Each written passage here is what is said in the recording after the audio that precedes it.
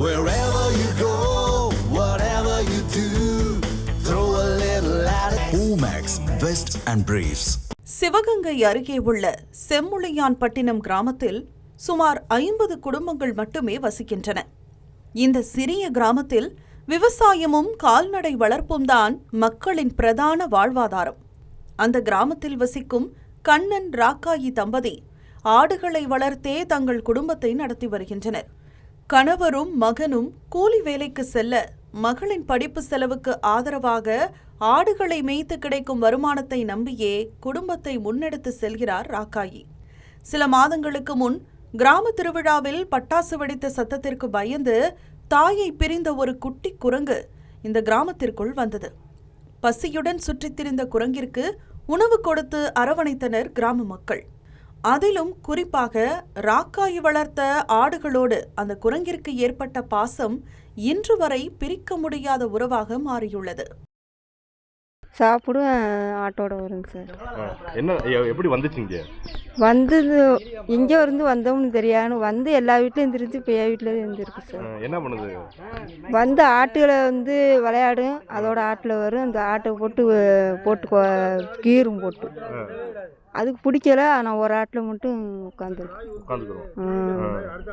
ஆடு மேய்க்கிறதெல்லாம் மேய்க்கலாம். ஆட்டோட போய் திரும்பி ஆட்டோட வந்து தெரியும் ஏறி விளையாடும். மற்ற ஆட்டுகள் ஏறக்கூடாது. அந்த ஒரு ஆட்டில் வந்து ஏறும். வைகாசி மாதம் எருதுட்டு நடந்து இந்த குரங்கு வந்து சேர்ந்துச்சிங்க. சேர்ந்து அங்கேயே இருந்துக்கிச்சு. இங்கே வெடி போட்ட உடனே இந்த குரங்கு அதை விட்டு தப்பிச்சு வந்துருச்சிங்க. பையன் இங்கே வந்து வெடிக்க இங்கேயே வீட்டுகளில் தெரிஞ்சிச்சு. மாங்காயெல்லாம் கிடஞ்சி மாங்காய் தேங்காயெல்லாம் எதுவும் திங்க மாட்டாது. இப்படி தெரிஞ்சு சோறு வச்சாக்க ரொட்டி வச்சாக்க திங்கும். தின்னது நாடெல்லாம் இந்த ஆட்டில் சேர்ந்துருச்சு. இந்த குரங்கு இந்த ஆட்டில் சேர்ந்தாக்க இந்த ஆடு போகவும் வரவும் இந்த ஆட்டில் இப்படி தெரிஞ்சுக்கிட்டு இருந்துச்சு. தெரிஞ்ச நாடெல்லாம் அந்த ஆட்டு மேலே குதிச்சு ஏறி போக ஒழிக்கி அந்த ஆட்டிலே செட்டில் ஆயிடுச்சு அந்த குரங்கு. தினமும் காலையில் ஆடுகள் மேய்ச்சலுக்கு புறப்பட்டால் அந்த குரங்கும் அவற்றோடு பயணிக்கிறது.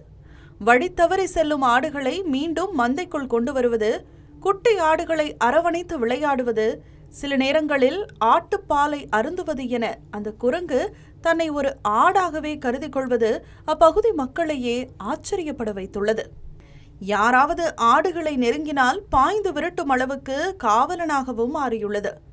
மேய்ச்சல் முடிந்து வந்த பிறகு ராக்காயி அன்போடு கொடுக்கும் பழங்களை வாங்கி சாப்பிடும் குரங்கு ராமா என்று அழைத்தாலே ஓடி வந்து நிற்கும் அளவுக்கு அந்த குடும்பத்தின் உறுப்பினராகவே மாறியுள்ளது. வயல்லலாம் மேய்ச்சிட்டு வந்து அதுவாகவே கட்டிடும். ஆட்டெல்லாம் பிடிச்சி கட்டிடும். அது எங்களுக்கே பார்க்க ஒரு புதுசாக தர மாதிரி இருக்கும். வந்து அப்புறம் ஆடெல்லாம் மேய்ச்சிட்டு வந்து சாப்பாடெலாம் கேட்கும். அவங்கக்கிட்ட வந்து சாப்பாடெலாம் கொடுப்பாங்க. அது வாங்கி சாப்பிடும். அது ரொம்ப நாளாகவே இங்கேயே இருக்குது. அது என்ன பண்ணாலும் போக மாட்டேன். இது இவங்க வீட்டிலே தான் ஆடு ரொம்ப நாளாக மேய்ச்சிட்ருக்கு. அது பார்க்க எங்களுக்கே புதுசாக இருக்குது. இந்த குரங்கு வந்து ரொம்ப நாளாக இங்கேயே இருக்குது. 3 மாதமாக இங்கேயே இருக்குது. என்னென்ன பண்ணுங்க?